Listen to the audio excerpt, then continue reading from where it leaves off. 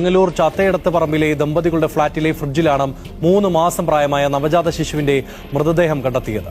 3 മാസം ആണ് ഗർഭിണിയായിരുന്നു എന്നുള്ളതാണ് യുവതി നൽകിയിട്ടുള്ള മൊഴി.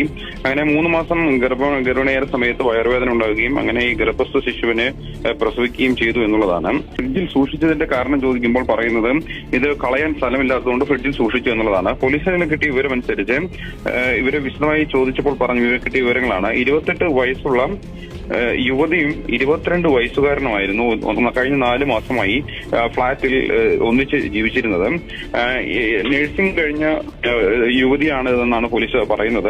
അങ്ങനെ സ്വയം പ്രസവിച്ചതാണ്, 3 മാസം ഗർഭിണിയായിരുന്നു എന്നുള്ളതാണ് യുവതി നൽകിയിട്ടുള്ള മൊഴി. അതിന്റെ അടിസ്ഥാനത്തിൽ ഈ പരിശോധനയ്ക്കായി ഈ ഗർഭസ്ഥ ശിശുവിന്റെ മൃതദേഹം ഫോറൻസിക് പരിശോധനയ്ക്ക് മറ്റുമായി പോലീസ് റിക്കവർ ചെയ്തിട്ടുണ്ട്. ഒപ്പം ഇതിൽ വേറെ അസ്വാഭാവികത ഇല്ല എന്നുള്ളതാണ്. പക്ഷെ എന്നിരുന്നാലും പോലീസ് ഇങ്ങനെ ഒരു പരാതിയും ഫ്രിഡ്ജിനകത്ത് നിന്ന് ഗർഭസ്ഥ ശിശുവിനെ കടത്തുകയും ചെയ്തതിന്റെ പശ്ചാത്തലത്തിൽ പോലീസ് അസ്വാഭാവികമാണ്